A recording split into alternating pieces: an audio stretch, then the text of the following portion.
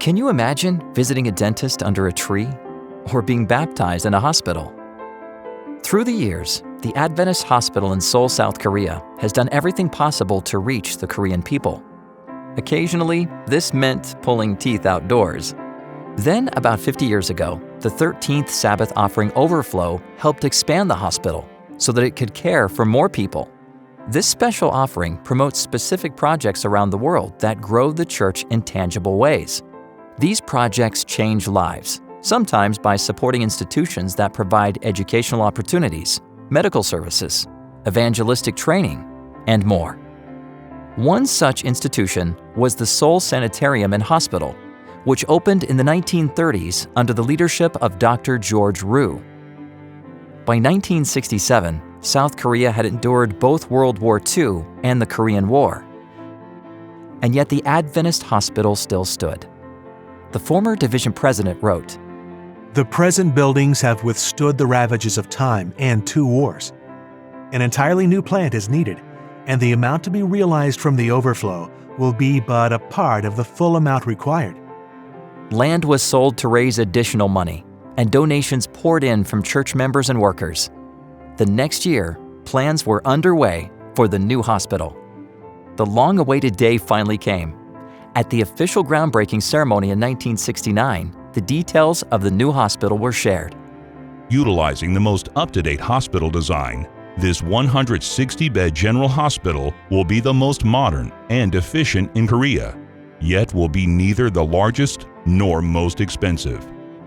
The hospital officially changed its name from Seoul Sanitarium and Hospital to Seoul Adventist Hospital, so that the name would point to the Advent message. Ministering to patients, the hospital staff aimed to share the gospel. One patient was so impressed by what she learned that she pleaded to be baptized before she died. To make do, the hospital's physical therapy tank served as the baptistry. Ministry remained the focus, and the hospital bolstered evangelism and educational initiatives in the country. Medical clinics were offered in small villages where young people wanted to attend church, and the clinics helped win over their parents as well. More than 100 people were baptized as a result. One conference president described a 10-hour dental and medical clinic he observed. Dr. Robert Allen saw 150 patients, resulting in 130 extractions plus fillings, scalings, and numerous consultations. Dr. Vernon Butler and Dr. Chun encountered everything from leprosy to tuberculosis as they treated 473 patients during the hours of the clinic. For 75% of the people, this was their first contact with the Seventh-day Adventist Church. The construction continued, and an important building contract was signed. In addition to the 13th Sabbath offering, the necessary resources came from more land sales, operating funds, and fundraising efforts.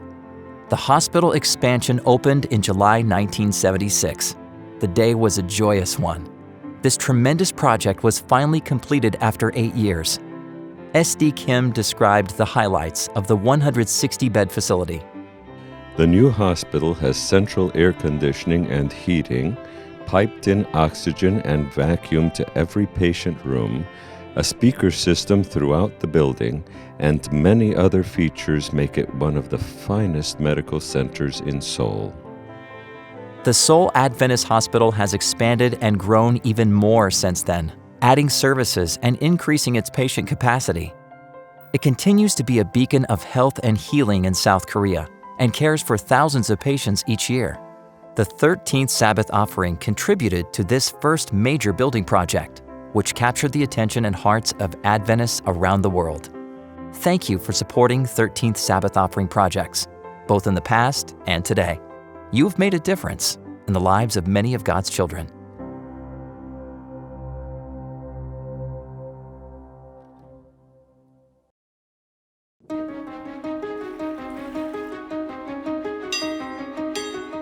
Attending summer camp at Camp Polaris is a tradition for many families in Southwest Alaska.